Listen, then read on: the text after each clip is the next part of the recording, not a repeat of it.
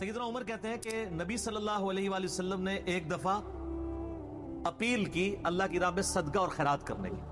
مختلف غزوات کے موقع پر آپ صلی اللہ علیہ وآلہ وسلم یوں صدقے کی اپیل کرتے تھے کہ اللہ کی راہ میں خرچ کرو.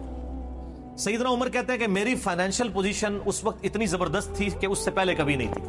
تو میں دل میں یہ سوچ رہا تھا آج تو میں ابو بکر کو پیچھے چھوڑ دوں گا. ہائے ہائے، آپ دیکھیں کمپٹیشن بھی کس فیلڈ میں ہے کہ میں آج اتنا مال لے کے جاؤں گا کہ ابو بکر کو پیچھے چھوڑ دوں گا. کہتے ہیں میں نے اپنے گھر کا مال آدھا کیا، آدھا مال گھر والوں کے لیے رکھا اور آدھا میں سمیٹ کے نبی علیہ السلام کے مبارک قدموں میں، اور دل میں سوچ رہا تھا آج تو میں ابو بکر سے آگے نکل جاؤں. لیکن ظاہر ہے کہ ایسا ہونا تو نہیں تھا. ابو بکر تو پھر ابو بکر ہے. تو سیدنا ابو بکر صدیق رضی اللہ تعالیٰ عنہ اپنے پورے گھر کا مال اٹھا کے نبی علیہ السلام کی خدمت میں حاضر ہوئے. یا رسول اللہ، یہ میری طرف سے صدقہ. اس موقع پر آپ صلی اللہ علیہ وآلہ وسلم نے سیدنا ابو بکر سے پوچھا کہ اپنے پیچھے گھر والوں کے لیے بھی کچھ چھوڑ کے آئے ہو؟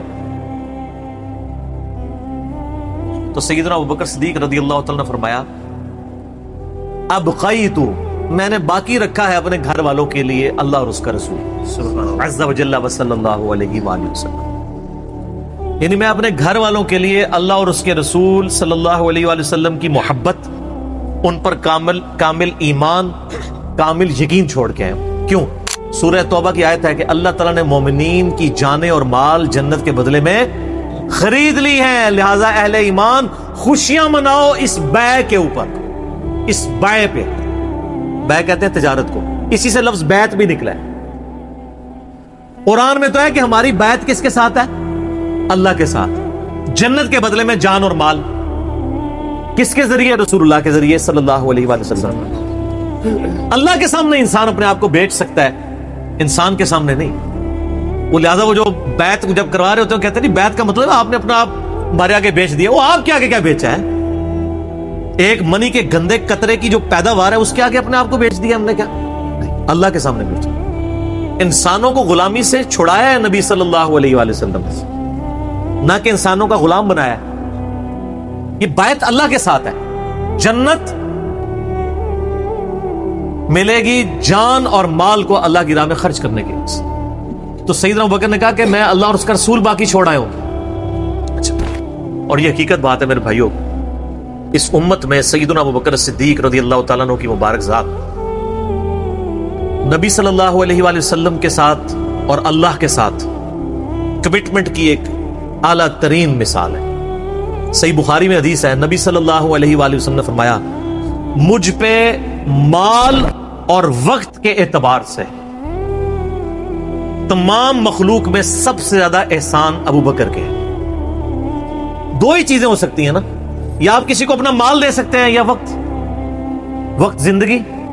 آپ بھی وقت دے کے یہاں بیٹھے ہوئے نا، یا مال خرچ کریں گے یا وقت. ایون جو مال بھی آپ خرچ کر رہے ہیں وہ بھی وقت ہی ہوتا ہے، کیونکہ وقت لگا کے آپ نے مال کمایا ہوتا ہے.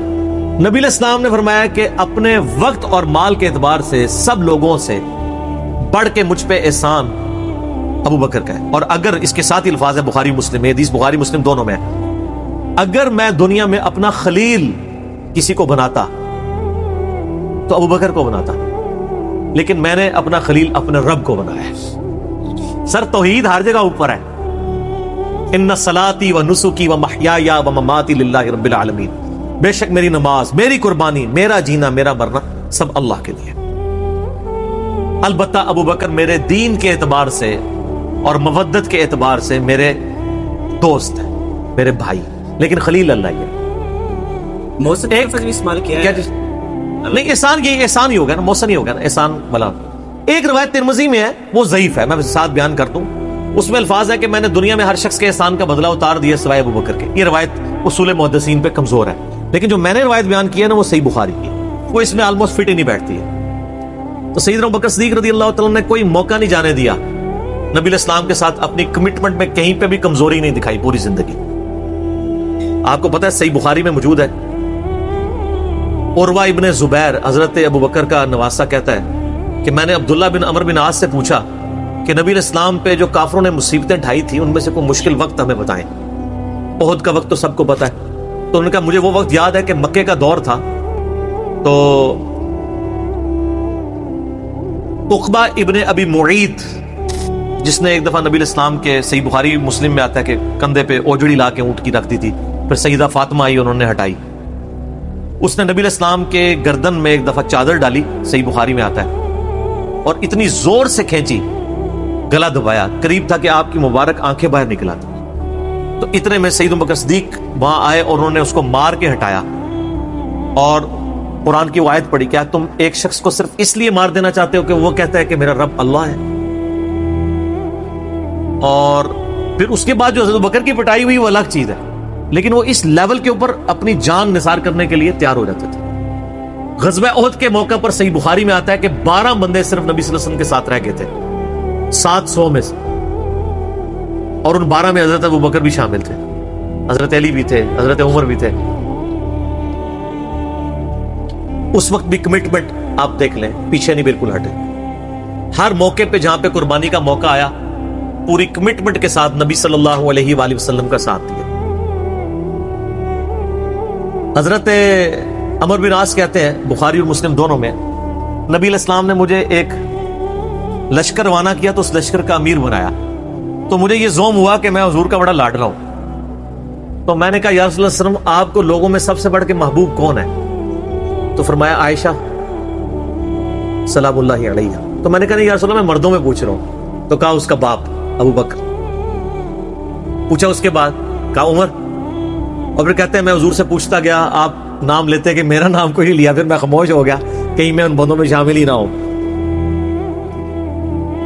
صحیح بخاری میں آتا ہے، عبداللہ بن عمر رضی اللہ تعالیٰ عنہما کہتے ہیں کہ ہم نبی علیہ السلام کی موجودگی میں یہ کہا کرتے تھے کہ رسول اللہ صلی اللہ علیہ وآلہ وسلم کے بعد سب سے افضل ابو بکر ہیں، اور پھر عمر ہے، اور پھر عثمان ہے. اور اس کے بعد ہم صحابہ میں تفریق نہیں کیا کرتے تھے کہ کون کس سے اوپر ہے، ان تینوں کے بعد. لیکن یہاں پہ میں ایک ٹیکنیکل مسئلہ آپ کو بتا دوں کہ جب کبھی بھی صحابہ میں فضیلت کی بات ہو رہی ہوتی ہے نا، تو وہ ایکسکلوڈنگ اہل بیت ہوتا ہے، کیونکہ صحابہ کرام بھی اہل بیت کو ایک الگ سے آئیڈینٹی تصور کرتے تھے، اور محدثین بھی. ورنہ تو ظاہر ہے کہ صحیح بخاری میں ہے، مسلم میں بھی، کہ فاطمہ میرے جگر کا ٹکڑا ہے، جس نے فاطمہ کو تکلیف دی اس نے مجھے تکلیف دی. سیدنا ابو بکر بھی کبھی یہ جرت نہیں کریں گے کہ کہیں کہ میں رسول اللہ کو فاطمہ سے بڑھ کے محبوب ہوں، کبھی بھی نہیں یہ جرت کریں گے. اس کے الٹ آپ کو حدیثیں بخاری مسلم میں مل جائیں گی، وہ ٹاپک الگ ہے. میں ایک آپ کو ایک شرعی مسئلہ سمجھا رہا ہوں. محدثین کے ہاں، صحابہ کے ہاں، جب کبھی بھی صحابہ کی فضیلت کی بات ہو رہی ہوتی ہے تو وہ ادر دین اہل بیت ہوتا ہے.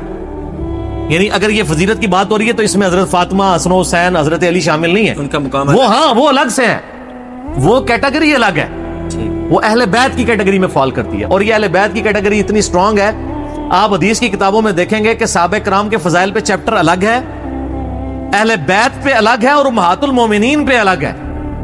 ایون امہات المومنین کو بھی اہل بیت سے الگ سے ذکر کیا جاتا ہے. اہل بیت کی ٹرم جو محدثین کے ہاں مانی جاتی ہے، اگرچہ امہات المومنین بھی اہل بیت ہیں، لیکن وہ اسپیسیفکلی سیدنا علی، حسن حسین اور سیدہ فاطمہ کے لیے. تو یہ میں آپ کو کیٹیگری بتا رہا ہوں. تو بہرحال یہ خود مولا علی علیہ السلام کے بارے میں صحیح بخاری میں آتا ہے، محمد ابن حنفیہ نامی ایک عورت سے حضرت علی کا بیٹا تھا، اس کا نام تھا محمد. حضرت فاطمہ کی زندگی میں تو حضرت علی نے دوسری شادی نہیں کی، اور صحیح بخاری مسلم میں آتا ہے نبی علیہ السلام نے ان کو منع کیا تھا، یہ ان کی خصوصیت تھی. بعد میں انہوں نے کچھ شادیاں کی، اس سے بھی اولاد ہوئی، جس میں حضرت سیدہ حنفیہ نامی ایک عورت تھی، ان سے ایک بیٹا تھا محمد ابن حنفیہ.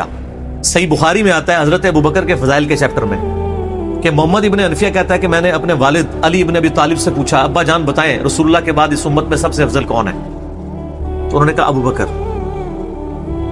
تو میں نے پوچھا اس کے بعد؟ فرمایا عمر. اور ان کا میں تیسری دفعہ میں نے سوچا کہ میں اگر پوچھا تو یہ عثمان کا نام لیں گے، تو میں نے کہا اس کے بعد تو آپ کا ہی نمبر ہوگا، لیکن وہ تو علی تھے نا. تو انہوں نے کہا کہ میں تو عام مسلمانوں میں سے ایک مسلمان. ومن احسن قولا ممن دعا الى اللہ وعمل صالحا وقال اننی من المسلمین. اس سے بڑھ کر کس کی بات ہو سکتی ہے جو لوگوں کو اللہ کی طرف بلائے، خود بھی نیک اعمال کرے، اور پھر بھی کہ میں عام مسلمانوں سے ایک مسلمان ہوں. میں بھی مسلمان ہی ہوں. بہت بڑا پیر فقیر یا کوئی اپنے آپ کو ایکسٹراڈنری نہ ماننا شروع کر دے. اس حدیث میں بھی سیدنا ابو بکر صدیق رضی اللہ تعالیٰ کی فضیلت کو خود مولا علی نے بیان کیا.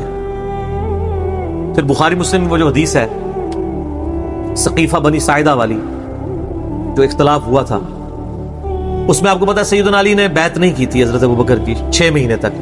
بخاری مسلم دونوں میں آتا ہے. پھر سیدہ فاطمہ بیمار ہو گئی، ان کی تیمارداری کرتے رہے، پھر سیدہ فاطمہ فوت ہو گئی۔ بخاری مسلم کے الفاظ ہیں، حضرت علی نے حضرت فاطمہ کی وفات کے بعد دیکھا کہ لوگوں کا رجحان ان سے کم ہونا شروع ہو گیا۔ جب تک حضرت فاطمہ زندہ تھی تو ظاہر نبی اسلام کا ایک وہ معاملہ تھا، تو پھر انہوں نے حضرت ابوبکر کو پیغام بھیجا کہ آپ میرے گھر آئیں اور اپنے ساتھ کسی کو نہیں لے کے آنا۔ اس حدیث کو روایت سیدہ عائشہ کر رہی ہے، اور حدیث بخاری میں بھی ہے، مسلم میں بھی۔ اور اما عائشہ کہتی ہیں کہ سیدنا علی کی ایک خواہش تھی کہ حضرت عمر نہ جائیں، کیونکہ ان کے مزاج میں ذرا تیزی تھی۔ تو حضرت ابوبکر حضرت علی کے گھر جانے لگے تو حضرت عمر نے روک لیا، ان کا آپ کو میں اکیلے نہیں جانے دوں گا۔ ہائے ہائے، ابو بکر تو پھر ابو بکر ہے نا۔ انہوں نے کہا اللہ کی قسم نبی کے گھر والوں سے ہمیں کوئی شر کی امید نہیں ہے۔ ان کو تھا کہیں بلا کے ایجنسیوں کے ہاتھوں گرفتاری نہ کروا دے۔ آج کے دور میں بات کروں تو حضرت بکر اکیلے گئے۔ سیدنا علی نے حضرت بکر سے کہا کہ اللہ نے جو آپ کو ہم پہ فضیلت دی ہے اس امر خلافت میں، ہمیں آپ سے کوئی حسد نہیں ہے، لیکن نبی الاسلام کی قربت کے ناطے اور آپ کے اہل بیت ہونے کے ناطے ہم یہ سمجھتے ہیں کہ ہمیں اس مشورے میں شامل کرنا چاہیے تھا۔ تو سیدنا ابوبکر نے رونا شروع کر دیا۔ رونے کا مطلب یہ تھا کہ انہوں نے اس چیز کو ایکسپٹ کیا کہ یہ ٹیکنیکلی مسئلہ مس ہینڈل ہوا ہے۔ لیکن وہ کیوں ہوا، وہ میں نے پورا 3 گھنٹے کا لیکچر ریکارڈ کروایا، مسئلہ 55B، وصی رسول کون ہے اور حدیث قرطاس کا تحقیقی جائزہ۔ جب رونا شروع کیا تو سیدنا علی نے کہا کہ بس اب میں آپ کی اعلانیہ بیعت کروں گا، یہ ہے للہیت۔ ورنہ وہ کہتے کہ ابوبکر میں بیعت کرتا ہوں، باہر جا کے بتا دینا۔ یہ کام ہوتا تو اکڑ والا ہوتا، لیکن وہ تو علی تھے، اکڑ تو دور دور تک نہیں تھی، زہد تھا، عاجزی تھی، اللہ کا تعارف تھا۔ کہا میں اعلانیہ بیعت کروں گا آپ کی۔ آج کے ہوتے تو کہتے باہر جا کے آپ بتا دیں، میں ایک ٹویٹ کر دوں گا پیچھے سے کہ بس ہو گئی ہے ہمارا آپس میں۔ نہیں، ظہر کے وقت بخاری مسلم کے الفاظ ہیں، سیدنا ابوبکر نماز کے بعد ممبر پہ چڑھے اور حضرت علی کے فضائل بیان کیے، اور پھر بیان کیا کہ ان کے بیعت نہ کرنے کی وجہ کیا تھی، اور پھر ممبر سے نیچے اتر آئے۔ پھر حضرت علی ممبر پہ چڑھے اور حضرت ابوبکر کے فضائل بیان کیے اور اپنے بیعت نہ کرنے کی وجوہات بتائیں، اور پھر اعلانیہ بیعت کی، اور حضرت علی ممبر سے اترے تو تمام مسلمان پھر حضرت علی سے خوش ہو گئے کہ انہوں نے اس مسئلے میں قربانی والا معاملہ کیا۔ تو یہ بھی ایک موقع تھا۔ اس میں الفاظ ہیں کہ حضرت ابوبکر کہتے ہیں اللہ کی قسم حضرت علی سے روتے ہوئے کہ مجھے نبی کے گھر والے اپنے گھر والوں سے بڑھ کے عزیز ہیں۔ اور آپ کو مزے کی بات بتاؤں، صحیح بخاری میں ایک کرٹیکل حدیث ہے حسن حسین کے چیپٹر کے اندر، امام بخاری نے ڈالی ہے، وہ امہات المومنین کے چیپٹر میں نہیں ہے، حسن حسین والے چیپٹر میں، کہ حضرت ابوبکر کہتے ہیں کہ رسول اللہ کے قرب کو ان کے اہل بیت کے قرب میں تلاش کرو۔ کون کہہ رہے ہیں؟ حضرت ابوبکر۔ اور اہل بیت سے مراد کون؟ سیدنا حسن حسین، کیونکہ امام بخاری نے اس حدیث کو، حضرت ابوبکر کے قول کو، حضرت حسن حسین والے چیپٹر میں لیا کہ محمد صلی اللہ علیہ وآلہ وسلم کی قربت کو ان کے اہل بیت کی قربت میں تلاش کرو۔ تو سیدنا ابوبکر صدیق رضی اللہ تعالیٰ عنہ کو نبی الاسلام سے نسبت رکھنے والی ہر چیز بڑی بڑھ کر محبوب تھی، چاہے وہ آپ کے اہل بیت ہوں یا آپ صلی اللہ علیہ وآلہ وسلم کی قریبی کو رشتہ دار ہوں، ہر معاملے میں۔ اس لیے آپ دیکھیں نا، کمپرومائز آپ کو کہیں نظر نہیں آتا۔ سر بخاری میں آتا ہے کہ صلح حدیبیہ کے موقع پر حضرت عمر سے بھی تھوڑی سی مس ہینڈلنگ ہو گئی تھی، یا رسول اللہ ہم کیا حق پہ نہیں ہیں، پھر دب کے کیوں صلح کر رہے ہیں؟ حضور نے فرمایا کہ میں اللہ کا پیغمبر ہوں۔ پھر بھی تسلی نہیں، حضرت ابوبکر کے پاس آئے، پھر حضرت ابوبکر نے ڈانٹا کہ عمر وہ اللہ کے پیغمبر ہے۔ اور حضرت عمر کہتے ہیں مجھے پوری زندگی اس چیز کا غم رہے گا کہ میں نے بڑی جرت دکھائی۔ الٹیمیٹلی ثابت ہوا کہ صلح حدیبیہ والا جو معاملہ تھا وہ مسلمانوں کے حق میں شامل ہوا، لیکن حضرت ابوبکر کا آپ ایمان کا لیول دیکھیں کہ وہ سرکمسٹانسز پہ نہیں جاتے تھے، وہ کہتے تھے اللہ کے پیغمبر نے فیصلہ کیا، الٹیمیٹلی اسی میں خیر ہوگی۔ ان کا ایمان اس لیول کا تھا کہ وہ عقلی دلائل کو بعد میں رکھتے تھے، اور وہاں پہ بھی آپ کو نظر آیا ہے۔ اور انہوں نے حضرت عمر کو کہا کہ عمر وہ اللہ کے پیغمبر ہیں، جو فیصلہ کر رہے ہیں وہ ٹھیک ہے۔ اسی لیے ہر مسئلے میں آپ کو احتیاط کا پہلو نظر آتا ہے۔ پھر بخاری میں آتا ہے جب مرتدین زکات تھے، حضرت عمر جیسے لوگ بھی کہہ رہے تھے اتنے مازوں پہ آپ جنگ نہ کھولیں، پہلے کچھ قبائل مرتد ہو گئے ہیں، رومن امپائر چڑھی دوڑی ہے، پرشین امپائر کے ساتھ ہم نے سارے معاملات شروع کیے ہوئے ہیں، اتنے مازوں پہ ہم کیسے لڑیں گے؟ تو سیدنا ابوبکر نے کیا کہا تھا؟ اللہ کی قسم کوئی رسول اللہ کے زمانے میں جانور دیتا تھا اور اس کے ساتھ ایک رسی بھی دیتا تھا، اور اب نہیں دے گا نا، میں اس کے خلاف بھی قتال کروں گا۔ اکیلا مجھے کرنا پڑے. جس طرح نماز اللہ کا حق ہے اسی طریقے سے زکات بھی اللہ کا حق ہے. جو نماز اور زکات میں فرق کرے گا میں اس کے خلاف قتال کروں گا. وہ ریٹ آف دی گورنمنٹ کو چیلنج کر رہا ہے. حضرت عمر کے الفاظ ہیں بخاری میں کہ اللہ تعالیٰ نے ابو بکر کا سینہ کھول دیا تھا اس مسئلے میں, اور ابو بکر کی باتیں سن کے ہمارا سینہ بھی کھل گیا. حالانکہ پورے صحابہ ایک طرف کھڑے تھے, ابو بکر ایک طرف کھڑے ہوئے تھے. ان کی جو نبی علیہ السلام سے کمٹمنٹ تھی نا وہ ان کو ہٹنے نہیں دیتی تھی. صحیح بخاری میں آتا ہے, آپ کو پتہ ہے لشکر اسامہ کے اوپر بڑے بڑے صحابہ نے اعتراض کیا کہ یہ اسامہ تو کل کا بچہ ہے 15-16 سال کا, اتنے سینئر صحابہ اس کے انڈر لگا دیے ہیں. نبی علیہ السلام نے وفات کی وصیت کی تھی کہ لشکر اسامہ بھیجنا ہے اور رومن امپائر, کیونکہ انہی کے باپ شہید ہوئے تھے نا زید ابن حارثہ غزوہ موتا کے اندر. اب جب وفات نبی علیہ السلام کی وفات ہوئی تو پھر لوگوں کو آ کے لوگ مشورے دے رہے ہیں حضرت ابوبکر کو کہ اب تو آپ نے ڈیسیژن کرنا ہے تو اسامہ کو چینج کر دیں. ہائے ہائے, انہوں نے کہا میں اسامہ کو جس کو نبی علیہ السلام نے امیر مقرر کیا میں اس کو چینج کروں, یہ ہو بھی نہیں سکتا. یہ ان کی کمٹمنٹ کا لیول تھا. تراویح کی جماعت نہیں شروع کرائی, سر کمٹمنٹ کا لیول دیکھیں. وہ نبی علیہ السلام نے نہیں کرائی, میں نے بھی نہیں کرانی. حضرت عمر نے بھی 3 سال نہیں کی, بعد میں کروائی, لیکن اس میں ساتھ ہی انہوں نے صحیح بخاری میں موجود ہے کہ اس سے افضل یہ ہے کہ جو رات کے آخری پہر میں اٹھ کے کوئی گھر میں نماز پڑھ دے. یہ صرف جواز کی حد تک. لیکن حضرت ابوبکر کی اطاعت کا لیول آپ دیکھیں, انہوں نے تراویح کی جماعت بھی نہیں شروع کروائی کہ نبی علیہ السلام نے نہیں کروائی, میں کیوں کرواؤں. بخاری میں الفاظ ہیں, اما عائشہ کہتی ہیں نبی علیہ السلام نے جب وہ ڈانٹ دیا تھا نا اور کہا تھا گھروں میں نماز پڑھو تو معاملہ اسی طرح ہی رہا. پھر حضرت ابوبکر نے بھی پوری زندگی کسی کو تراویح پہ نہیں ابھارا, سب لوگ اپنی اپنی پڑھتے تھے. حضرت عمر کے بھی 3 سال گزرے. میں آپ کو یہ بتانا چاہ رہا ہوں کہ حضرت ابوبکر کسی معاملے میں رسول اللہ صلی اللہ علیہ وسلم کو کراس نہیں کرتے تھے. میری اپنی زندگی کا نچوڑ ہے, آپ اختلاف بھی کر سکتے ہیں. میں نے علمی دلائل کے ساتھ یہ چیز لرن کی ہے کہ خلفائے راشدین میں 2 بندے ایسے ہیں جنہوں نے کسی جگہ ایک رتی برابر بھی رسول اللہ صلی اللہ علیہ وسلم سے ہٹنے کی کوشش نہیں کی ہے. ایک حضرت ابوبکر اور دوسرے حضرت علی. حضرت عمر اور عثمان کی زندگی میں آپ کو کئی واقعات ایسے ملیں گے کہ انہوں نے اجتہاداً کچھ ایسے کام کیے ہیں جو بعد میں ان کو ریورس کرنے پڑے ہیں. انہوں نے اپنے اجتہاد سے کیے, ان کا معاملہ اللہ کے سپرد. لیکن حضرت ابوبکر اور حضرت علی جو تھے یہ 2 پرسنالٹیز ایسی تھیں کہ ان میں جو سنت کو فالو کرنے کی کمٹمنٹ تھی نا وہ ایسی تھی کہ وہ اپنی عقل کو دوسرے نمبر پہ رکھتے تھے.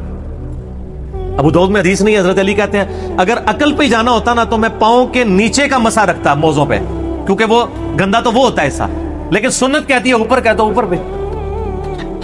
حج تمتع ایون صحیح بخاری میں آتا ہے جب قرآن جمع کرنے کی باری آئی تو کس نے مخالفت کی؟ حضرت ابوبکر نے. میں وہ کام کیوں کروں جو رسول اللہ نے نہیں کیا. پھر صحابہ سے ڈیبیٹ ہوئی, الٹیمیٹلی حضرت ابوبکر صدیق قائل ہوئے. ان کا پہلا جواب ہمیشہ ہوتا تھا نہ, نبی نے نہیں کیا, نہیں کرنا. اب میرے ساتھ بحث کرو, قائل ہوں گا اور دیکھوں گا کیا رسول اللہ کی منشا اس میں شامل تھی تو میں ایگری کروں گا, ادروائز نہیں. اسی وجہ سے حج تمتع پہ بھی پابندی نہیں لگائی. حضرت عمر نے لگائی, بعد میں ریورس کرنی پڑی. حضرت عثمان نے بھی لگائی, پھر ریورس کرنی پڑی. صحیح بخاری میں آتا ہے حضرت علی نے مخالفت کی. لیکن حضرت ابوبکر کی زندگی میں آپ کو سنت کے ساتھ کمٹمنٹ کا یہ لیول ملے گا, کبھی ان کو کوئی ڈیسیژن ریورس نہیں کرنا پڑا.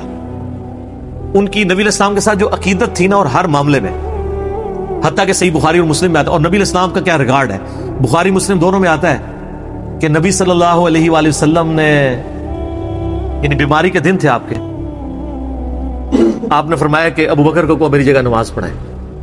تو حضرت عائشہ کہتی ہیں کہ میں نے کہا یا رسول اللہ صلی اللہ علیہ وسلم میرے باپ جو ہے رقیق القلب ہیں, آپ کی جگہ مصلی پہ کھڑے ہوں گے نا تو وہ برداشت نہیں کر سکیں گے کہ یہ دن بھی دیکھنا پڑا کہ اللہ کے نبی مصلی پہ نہیں آئے اور میں ان کی جگہ کھڑا ہوں تو نماز نہیں پڑھا پائیں گے. تو آپ فرمایا لا, ابوبکر کو کہو گے نماز پڑھائیں. پھر انہوں نے ریکویسٹ کی, نبی علیہ السلام اتنے غصے میں آئے. بخاری اور مسلم کے الفاظ ہیں, آپ نے فرمایا تم تو یوسف والیاں ہو. اوئے ہوئے ہوئے, یوسف کو کس نے تنگ کیا تھا؟ زلیخا اور باقی عورتوں نے. کتنی نٹوریس مثال تھی اگر آپ کمپیئر کرنا شروع کریں, بالکل 100% بٹھائیں تو. حضرت یوسف کو تنگ کیا نا, اپنی طرف مائل کرنا چاہتی تھی. یہاں پہ وہ والا نیگیٹو پہلو نہیں تھا, لیکن یہاں پہ نبی علیہ السلام نے اپنی بیویوں کو کیا کہا, تم بھی یوسف والیاں ہو. جس طرح ان عورتوں نے یوسف کو اپنی مرضی کے مطابق چلانے کی کوشش کی تھی تو مجھے اپنی مرضی کے مطابق چلا رہی ہو. ابوبکر کو کہو کہ نماز پڑھائیں. اتنی کمٹمنٹ. پھر انہوں نے نماز پڑھائی. صحیح بخاری میں آتا ہے, اما عائشہ کہتی ہیں حضور اپنی وفات کے دنوں میں کہتے تھے, عائشہ میرا ارادہ ہے میں تیرے بھائی عبد الرحمن بن ابی بکر اور تیرے باپ ابی قحافہ ان کی یعنی کنیت تھی, اس کو بلاؤں اور ان کو میں لکھ دوں. مجھے خطرہ ہے کہ میرے بعد کوئی ڈیمانڈ کرے گا, لیکن اللہ اور میری امت ابو بکر کے علاوہ کسی کے لیے راضی نہیں ہوگی. یہ تو بعد میں پتہ چلا نبی علیہ السلام اشارتاً کیا بات کر رہے تھے؟ امر خلافت کی۔ اس حدیث کے تحت میں نے 55B مسئلے میں بتایا کہ نبی علیہ السلام اگر اپنی زندگی میں کسی کو خلیفہ نامزد کرتے تو حضرت بکر کو کر کے جاتے، کیونکہ نبی علیہ السلام بادشاہ نہیں تھے، اللہ کے پیغمبر تھے۔ آپ اپنے خاندان میں کبھی بھی یہ معاملہ نہیں کر سکتے تھے، اور یہ بات صحابہ کرام کو پتہ تھی۔ لیکن جب اللہ نے آپ کو گارنٹی دی کہ اللہ اور میری امت ابو بکر کے علاوہ کسی پہ راضی نہیں ہوگی، تو پھر نبی علیہ السلام نے اس مسئلے کو ان اٹینڈڈ چھوڑ دیا۔